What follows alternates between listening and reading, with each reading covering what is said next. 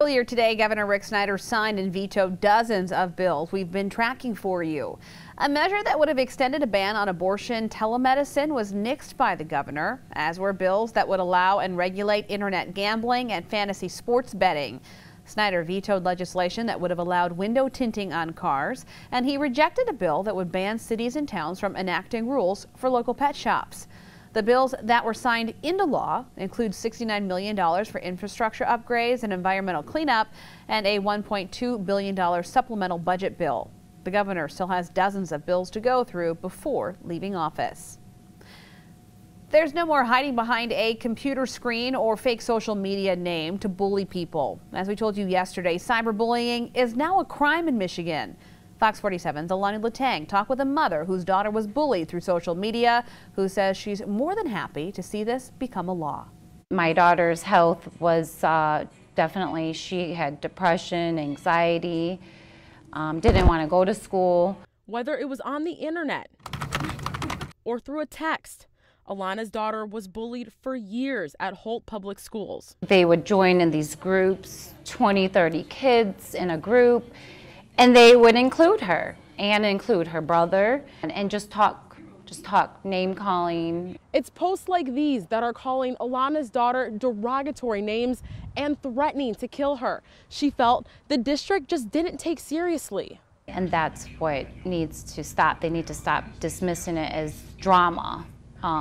Because, I mean, at the end of the day, drama it is bullying. Although excited to hear about this new law, Alana is hoping not being listened to will be a thing of the past. The people that think they could be hiding behind a computer screen and getting away with bullying just because it's not in person per se, we have ways to find out who they are behind the computer screen and to charge them specifically with this crime. The U.S. Department of Health and Human Services defines cyberbullying as bullying that takes place over digital devices like cell phones, computers, or tablets. The law would make that a misdemeanor if the online post is intended to cause violence or become threatening. The penalty marks up to a felony if the victim is harmed or dies. It's going to start with parents communicating with their children, letting their children know that feel comfortable coming to them if they feel like they're being bullied. Police tell us technology is the way kids and society prefer to communicate. So law enforcement and prosecutors must adapt. Before it would just been like harassment or intimidation, but now it's specific to social media and cyberbullying. So it gives the prosecuting attorney's offices another option when they review our investigation. Alani Latang, Fox 47 News. Police suggest that you talk with your kids about appropriate and inappropriate ways to communicate on social media and the internet. They also suggest using some sort of parental controls. Some snow continues to fall in parts of the Great Lakes state, and more could be on the way. Meteorologist Brett Collard joins us now with the details on when we can expect it. Brett? Yeah, more snow is expected over the next 5 or 6 days, but tonight not a whole lot expected to fall from the skies. We are still tracking some here on Doppler radar. We'll zoom in closer just to the northwest of Lansing over towards Ionia. A little bit of light snow falling also to the west, south of Grand Rapids near Yankee Springs. Gunplane as well. Not a whole lot as all this has been moving in. It's really been weakening and having a hard time staying together, but we'll keep a close eye on this as we head throughout the night tonight and before daybreak tomorrow. A couple of flakes may still fly. This system is really all that we have to track for the next couple of days, but we are tracking more precipitation as we head towards the new year. Come Monday, the chance for some rain moves back into the forecast, and following that, on the cold side of the system, we'll be tracking some snow for your Tuesday, and then after that the cold really settles in. We're talking about overnight lows in the teens. We'll talk about how cold it gets, and we'll time out when that rain gets here on Monday, coming up here a little bit later on. All right, Brett, thank you. A man is back behind bars after breaking out of the Ionia County Jail this afternoon. Gabriel Neff escaped just after 2 o'clock. Deputies say he ran south and jumped into the Grand River as deputies and corrections officers chased after him. Neff eventually gave himself up and came out of the river around 2:45. Investigators are still trying to figure out how he escaped. Neff is in jail on carjacking, robbery, and assault charges. 4 kids are accused of stealing an elderly man's car. Authorities say they carjacked an 88-year-old just after 2 o'clock yesterday in the Lansing Mall parking lot. Lansing police were able to find the car and arrest 2 suspects yesterday, but the other 2 managed to get away in the stolen car. Deputies with the Eaton County Sheriff's Office found that car early this morning and arrested the other suspects inside an apartment in Delta Township.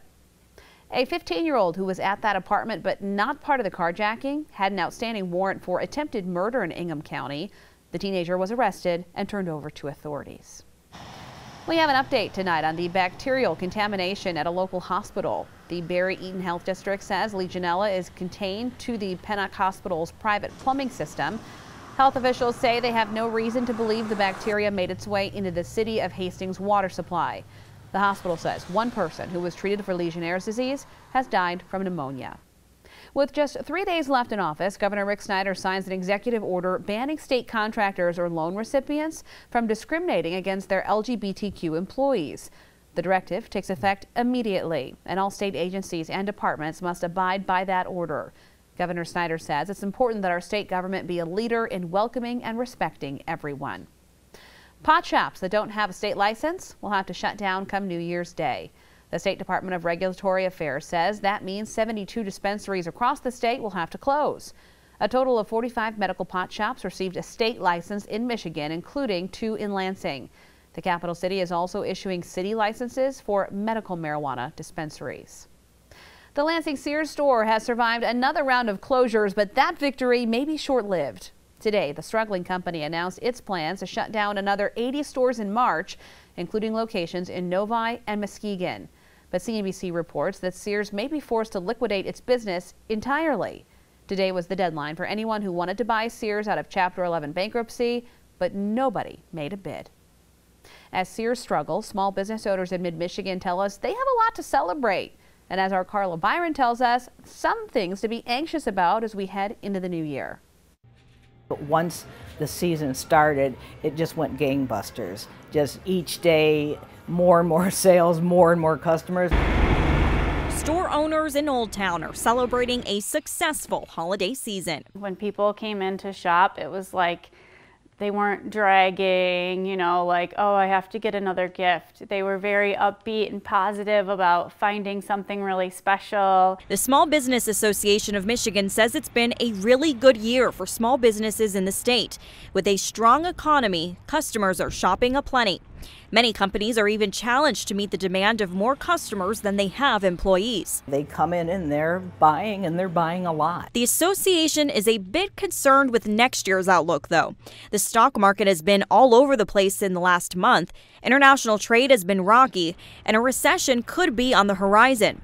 But small business owners are still optimistic about 2019. My New Year's resolution is to continue to grow. We are looking forward to bringing in car seats and strollers for next year. She wants to continue sourcing as many local products, quality products, as we can for the store. And until there are signs of the economy slowing down, owners will continue to run as fast as they can. And that was Carla Byron reporting. We're still waiting on official numbers from the year, but the Small Business Association won't have that data until the year's 4th quarter is over. California authorities have arrested a suspect they say killed a police officer earlier this week, but he's not the only one police have in custody. We'll tell you why. Plus, working around a holiday work schedule. We've got the story of a dad determined to spend Christmas with his flight attendant daughter. But first, the government shutdown stretches into its 2nd week, and nobody's here working to open it back up. I'm Peter Ducey on a very empty Capitol Hill. I'll tell you about it next. Sarah Swistak, Storm Shield Weather with Brett Collar. This is Fox 47 News at 10. Authorities in Northern California have arrested a suspect they say killed a police officer earlier this week. 33-year-old Gustavo Perez Arriaga was taken into custody in Bakersfield, nearly 200 miles from where the Newman police officer was killed on Wednesday. Officer Ronil Singh was making a traffic stop when investigators say he got into a shootout with Arriaga. Singh died later at the hospital. Police say Arriaga's brother and a co-worker were also arrested for allegedly assisting him. On behalf of the Newman Police Department and the City of Newman, we are extremely grateful for all the help and support that we've received over the past few days. Without our brothers in law enforcement and sisters in law enforcement, this would have never happened. Investigators say Arriaga has gang affiliations, and according to the Stanislaus County Sheriff, he is an undocumented immigrant. Gridlock on Capitol Hill continues, with the new Democratic majority in the House set to roll out their own agenda next Thursday. And the clock on the stalemate between the president and Democrats is far from expiring. Fox News correspondent Peter Ducey has the story from Capitol Hill. As the government's partial shutdown drags on along the Potomac, papers are piling up outside Mitch McConnell's office, and Nancy Pelosi is on an island in the Pacific, spotted 5 time zones away from the House in Hawaii, shortly after she apparently left the White House hanging. Democrats are in a bit of a bind. I don't think Nancy Pelosi wants to put any offer on the table until after she's elected Speaker, and so that's holding it back. Part of Pelosi's leadership team is forecasting what she might want. Congressman Hakeem Jeffries tweeted today, Day 7 of the Trump shutdown. Republicans continue to hold the American people hostage. We refuse to pay a $5 billion ransom note. In other words, take a hike. That $5 billion in border wall funding is stuck in the Senate, where White House ally Senator Lindsey Graham wrote today to Nancy Pelosi and the House Democrats, no wall money, no deal. So now, lawmakers are stuck. Or are they? Senate leaders abandoned attempts to move the border wall bill because it was so far short of the 60 votes needed to pass. So some House lawmakers are urging upper chamber colleagues to change the rules. This is an emergency. This is our southern border. This is the defense of our nation. The 60-vote rule, the filibuster rule in the Senate, should be suspended to allow this appropriations bill to go forward. But Democrats insist this dust-up over dollars for the wall is just a diversion. He wants a fight about this because he wants to distract from the other very bad things that have happened in the last 2 weeks. Republican supporters of the wall in the House are starting to think bigger, like a trade. Funds for construction in exchange for a fix to help DACA recipients illegally brought to this country as young children. I think the Democrats should come back with their own offer now. I think there is room for negotiation. The president is willing to come down on the dollar amount. The Democrats should go along with a wall, and if DACA is on the table, then let's do that. There are no signs this partial government shutdown will end during Paul Ryan's final days as the House Speaker. And even though he still got his name on the door outside the Speaker's office, late this afternoon we've watched as staffers have rolled office supplies and computers in there, because by the time that many members get back, Nancy Pelosi will in all likelihood have her name on the door outside. On Capitol Hill, Peter Ducey, Fox News. For the first time, New York City police say they'll deploy drones to keep watch over the massive crowds in Times Square on New Year's Eve. NYPD unveiled its new fleet of crime-fighting drones earlier this month. They say the drones will help them keep an eye on some 2 million people that are expected to gather in Times Square for the New Year's ball drop. In addition to drones and officers, patrol cars and sand trucks will be used to block streets around Times Square. When it comes to the safety and protection we provide, there will be much the public will see and much the public won't see. And the bottom line is this: people will be safe on Monday, and they should feel safe too, because the NYPD and our law enforcement partners are prepared. NYPD says they will also be working with federal agents to stop people from flying their own drones over Manhattan on New Year's Eve. There's only 4 days until the new year, and if you need help sticking to your resolution, we've got the technology to keep you on track. But first, Fox Means Business. Finally, a week you don't have to look away from your 401k. I'm Susan Lee with the Fox Business Network. More coming up. You're watching Fox 47 News at 10. Stocks closed well this week after a run of bad news. Gas is good into the new year, but shrimp supplies could be smaller at Kroger's for those New Year's parties. Susan Lee has those stories and more in Friday's edition of Fox Means Business.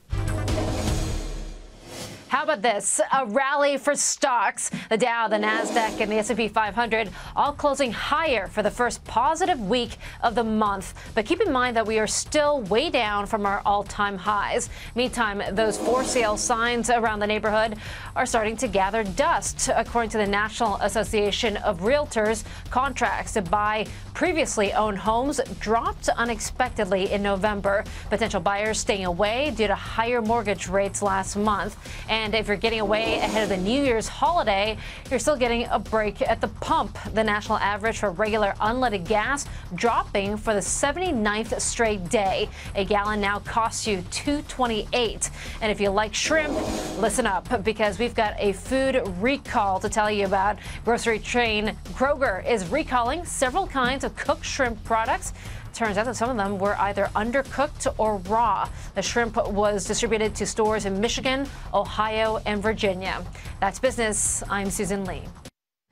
Tonight's Pump Patrol price is $1.84 at the Speedway station on Lansing Street and Tully Brown Drive in Charlotte. We're looking for the least expensive gas price in mid-Michigan every day. If you see it, give us a call at 484-8847 and we'll put it on TV. It's almost time to ring in the new year, and for many, that means making resolutions. Liz McLaughlin shows us new gadgets and apps to help you make those goals and stick to them. Perhaps after a few too many holiday treats, many Americans plan to move towards a healthier lifestyle in 2019. According to offers.com, losing weight and exercising more are the top New Year's resolutions year over year. There are plenty of gadgets that help you stick to your New Year's resolutions. Fitbit's great in terms of being able to challenge other people to meet your fitness goals. Fitbit's newest models, the Charge 3 and Versa, go beyond counting steps. I actually tested out both of those models, and they can do things now like personalized exercise coaching, even track your heart rate and sleep, and now they're essentially smartwatches. You can check your phone notifications, even make payments. But if you're already feeling the holiday spending hangover, apps such as NerdWallet, Acorns, and Mint can help you get back on track, providing easy tools to set a budget and track spending in 2019. Goals change every year, and so one of the things I like about working with apps in terms of financial goal setting is your data's saved and you can keep using it year after year. There are also apps to see how much time you're spending on apps. Screen time on iOS and digital well-being on Android are built-in ways to track time spent on devices and set goals to cut back. I was shocked to find out that I was spending 5 hours a day looking at my device. Technology that can make you aware of bad habits and potentially provide the motivation to change them. It's also a good time to do an annual check-in by updating software, resetting passwords, and getting your free credit report. With the new legalization of marijuana in Michigan, are pot-sniffing police dogs out of a job? We'll have that answer coming up. And the snow that's been working its way closer has been fading away as it encounters that dry air, but we're tracking more chances for rain and snow. We'll talk about when coming up. You're watching Fox 47 News at 10. An Oklahoma woman was sworn in as Ingham County's newest judge today. Wanda Stokes took the oath of office in Lansing. The governor appointed Stokes to the 30th Circuit Court following the retirement of Judge William Collette. Stokes says sitting behind the bench has been a lifelong goal. I probably was 8 years old, and I said, I want to be a judge. I want to be the person that makes those decisions and that helps to make sure that people are treated fairly. Stokes will serve on the 30th Circuit Court for the next 2 years. She has to run for office again in 2020 if she wants a full term. The legalization of marijuana in Michigan is having an impact on police officers and their canine co-workers. Fox 47's Carla Byron talked with the Ingham County Sheriff's Office about the future of their canine unit now that pot is legal. Check. Deputy Paul Narlock and his canine partner of more than 3 years, Smoke, have a very special bond. It gets to the point where I know what he wants to do and he knows what I want to do, and we just go as a team. Smoke is trained in article, building, and area searches, tracking, and narcotics. Marijuana, methamphetamine, heroin, cocaine, crack cocaine. But since pot is now legal in Michigan, establishing probable cause for the drug is illegal. So the Ingham County Sheriff's Office is no longer using their canines to do that for any drug. And here's why. They indicate the same way, so for now we can't tell the difference. If it's methamphetamine or marijuana, they're indicating the same way. The dogs can be retrained off of marijuana, but that could be challenged in court. And at some point, I would guess that there will be case law down the road as to somebody's going to challenge that the dog was initially trained on this. How can you proof them off? And that'll be for the courts to decide on some of these issues in the future. Danzer says they don't have any plans to retrain their dogs right now, but they're not too concerned about no longer being able to use canines to establish probable cause because 90% of the calls they get per year, officers already have reason to search vehicles and buildings. Smoke and the other canines won't be retired. They're trained in so many other things that retiring, Smoke or any of our other dogs you're losing out on, a bunch of different other possibilities. Heel. For Narlock and Smoke, business will continue as usual. And that was Carla Byron reporting. The Young County Sheriff's Office says the canines they buy in the future will not be trained to detect marijuana. Businesses that rely on the foot traffic of snowmobilers are losing out on big revenue this holiday season because of a lack of snow. Rachel Schuett takes us to northern Michigan for more. It's just totally big letdown. We're ready to go. We're ready for the snow in the winter. Our people are excited to come up, and it is a big letdown. Ann Kaner has owned the Lost Pines Lodge for 60 years and says snowmobilers are 99% of her business. But this week, her lodge and cabins have been empty. The restaurant and bar would normally be standing room only, but those areas sit vacant as well. I have all these supplies I bought. I had people ready to come to work, and it's sad. Ann says this is supposed to be one of her busiest weeks, and she estimates that she's lost about $20,000. It would be about 30% of the income for the snowmobile season.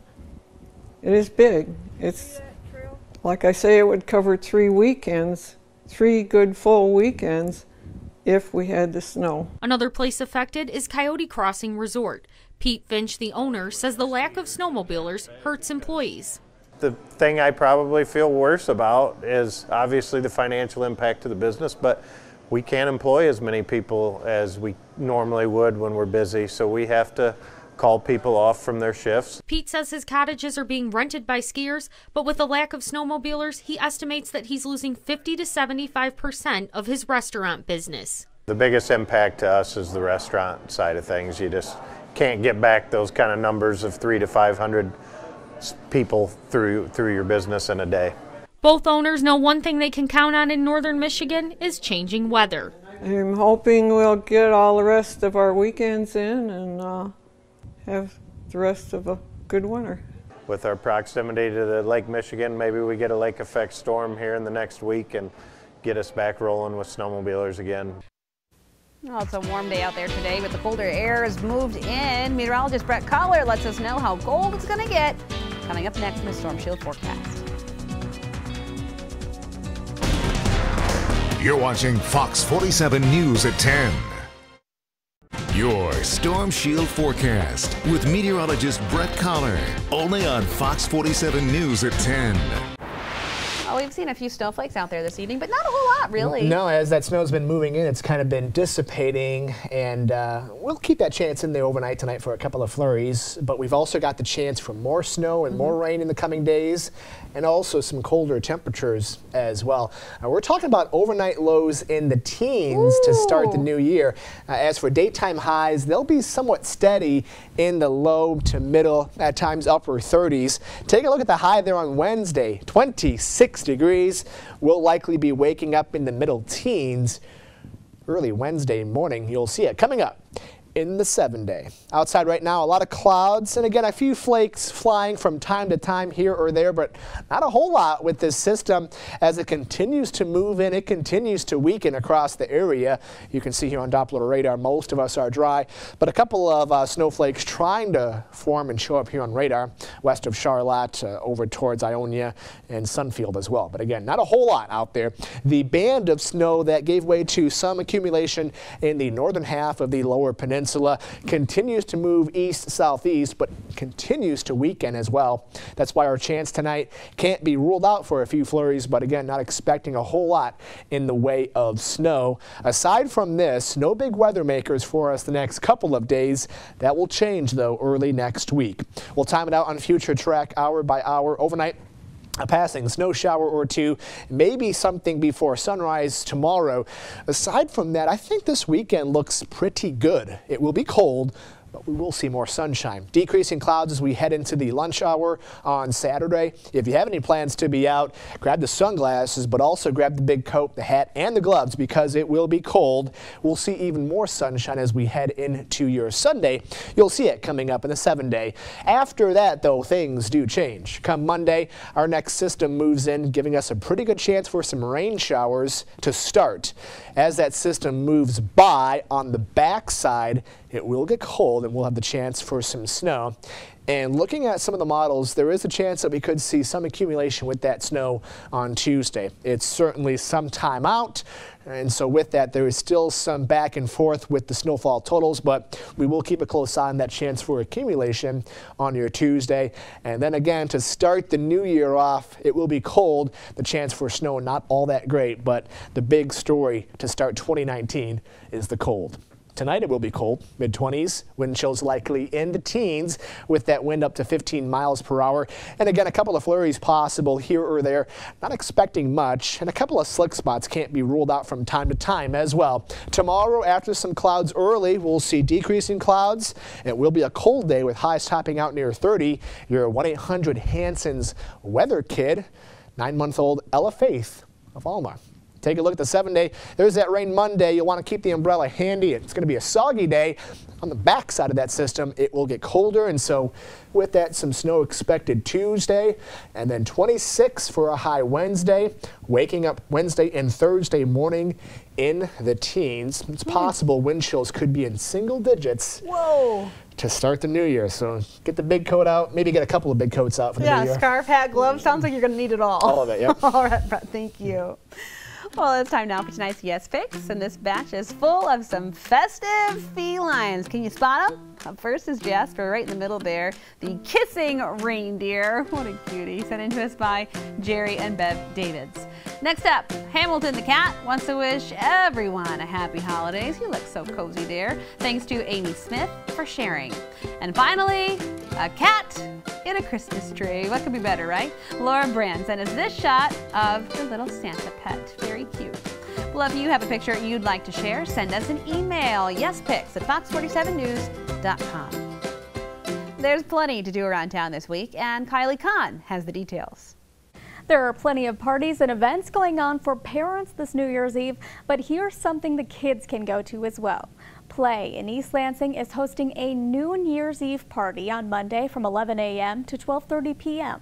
Kids can make party hats and noisemakers, play games, dance to music, and enjoy a special balloon drop to ring in the new year at noon sharp. Fancy attire is also encouraged. We'll have more local events and things to do right here on Fox 47. If you have an event you want to share, send us an email aroundtown@fox47news.com. Now for a look at more of what's going on around town, let's toss things over to our Around Town reporter. Around Town Kids! Hi, my name is Savannah Bushnell, and here's what's going on around town for kids like me. Christmas may be over, but you still have time to visit the Festival of Trees. Until January 1st, you can visit the Turner Dodge House and Heritage Center to see all of the amazing trees that were decorated by businesses and people from the Lansing area. This event only costs $5 per person, and kids 12 and under are free. For more info on events like this, go to fox47news.com. My name is Savannah Bushnell, now back to the Fox 47 studios. It's the season of giving, and one Oklahoma woman just received the gift of a lifetime. As Jacqueline Chappelle tells us, it was a life-saving gift from someone she hardly knew. After over 2 years on dialysis, Jeannie Franklin was close to giving up on finding a kidney donor. I had went through all my options. That is until Lori Peeker stepped in. Peeker was a co-worker of Franklin's, and they had known each other more than a few months before she decided to see if she was a match. And she was. I asked Lori, why would you do this? And she told me, she said, I couldn't save my dad, but I can save you. Peeker says her own father's kidneys stopped working before he died in 2012. So she understood what Franklin and her family were going through. One of the things I did ask her about was, how did you lose your kidneys? And she was very honest with me how she lost her kidneys. And then we just started talking, and she started telling me about her her family and how she had grandkids. Before donating, Peeker moved to Denver, but still followed through with her promise, traveling back and forth to Oklahoma for various doctor's appointments and for the surgery. Never thought twice about it. I think I've said before, if I was a match, why would I not want to do it? According to LifeShare Oklahoma, more than 700 people in the state are currently waiting for life-saving organ transplants, making Franklin's story a lucky one. I'm ready to get back to work and go some places because I have missed out on the last 2.5 years of going anywhere. Lori has given me my life back. The pair say they are more like family now and are hoping to meet up again around the anniversary of Franklin's transplant. Creating art in a whole new way. How a Michigan woman with cerebral palsy is beating the odds when it comes to following her dreams to become an artist.